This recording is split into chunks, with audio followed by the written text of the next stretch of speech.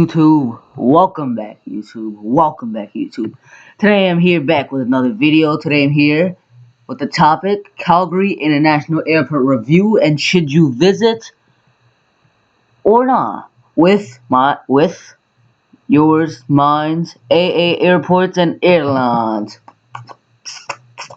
For my intro, this is my intro. In this video I'm gonna explain the size, location, airlines that go here, facilities, people's reviews, warnings and tips, and should you visit or not. So the size and location. Calgary International Airport is about 72 football fields and it's located 14 kilometers or 11 miles from downtown Calgary. The new terminal is alone 2 million square feet. Also, this airport is the most advanced airport in Canada. It also has the longest runway in Canada, and it could handle the world's biggest aircraft, the Airbus A380. But there is no scheduled A380. But this airport can handle it. The runway, the facilities, immigration, everything, the gates, everything could handle a Airbus A380. Now let's go to the airlines that go here. So these are only the main airlines, and more could be found on Wikipedia and the description below. The hub airline of this airport is WestJet. So other airlines that go here, the main ones are Aeromexico, Air Canada, British Airways, American Eagle, Delta, KLM, Korean Airlines, United Airlines, United Express, and the main hub, WestJet. Now, let's go to the facilities of this airport. There is a lost and found, info centers, coat storage, luggage storage, and transferring service. Not many airports have that transferring service facility. Like, for example, John F. Kennedy, you can't really transfer there. You actually have to leave the airport, change the terminal, then you could transfer. This airport actually has a transferring service. So, for example, if you're going from Heathrow to Toronto via JFK, you have to do your immigration, then you have to come out, then you have to go again to the whole airport.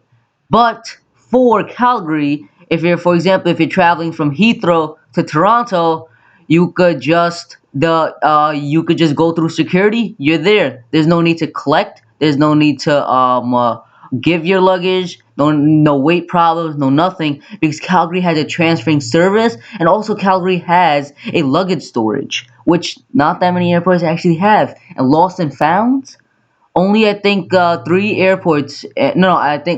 airports in North America have it. Toronto, Vancouver, Calgary, JFK, Chicago, Los Angeles, and I believe Atlanta, Georgia.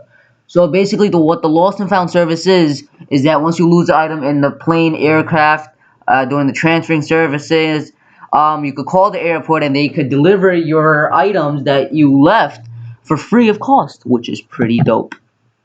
Now let's get to people reviews. People have given a 60% on this airport out of 100, or 3 out of 5. Very bad reviews. There's no flight announcements at this airport, which is very bad, because if your flight changes and you have bad eyesight, you can't really see the TVs, you're gonna miss your flight. Then there are very few choices of food. You're limited to what you eat. And there's not that many seating, so most of the time you have to stand. Also, there's no water fountains. If you want to drink water, like, how are you gonna drink it and you got no money in your pocket? See, you gotta drink from the bathroom, I guess. Lastly, the lines are very long for custom and immigration, and there's not that many signs. So basically, getting out the airport is a hassle. Like normal airports like John F. Kennedy, you get out in 40-45 minutes, but for Calgary, it takes 2 to 3 hours just to get out. 2 to 3 hours just to get out. Wow. Customs, immigration, way too much, and there's not that many signs. Meaning you might go the wrong direction, might get arrested, might do something wrong. Hey, that's on you now. Not on the airport. Warnings and tips. So you may lose your flight while connecting because the security lines are super long, god damn it. So if you have a layover in Calgary, you must have at least 3 to 4 hours. Do not take a flight that has like 40, 30 minutes layover or 2 hours or 1 hour. Do not take that. You're gonna lose your flight, pay more, pay more. God damn it. Also, the airport is so big and it doesn't have no signs, so be careful while at this airport. So the thing about signs, you might get lost, might go to the other direction.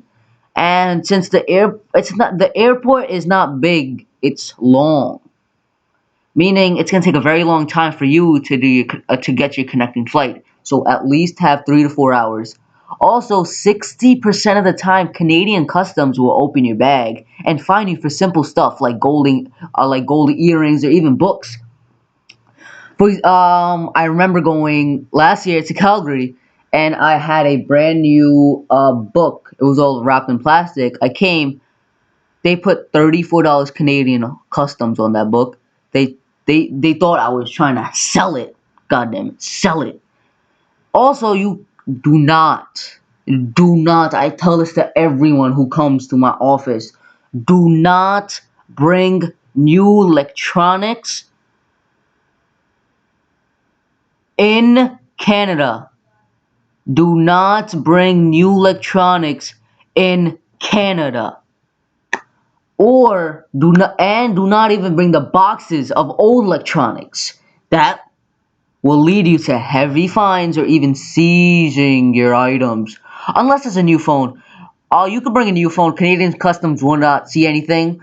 Um, because don't bring new electronics and don't bring the boxes because they're gonna open your bag and think that you're gonna sell this, make a profit. And Canadians, they don't like that. They want your tax. So they're gonna seize your items, fine you heavily. God damn it, heavy fines. So should you visit? I mean, yes, you should visit, but follow my tips to ensure a smooth journey.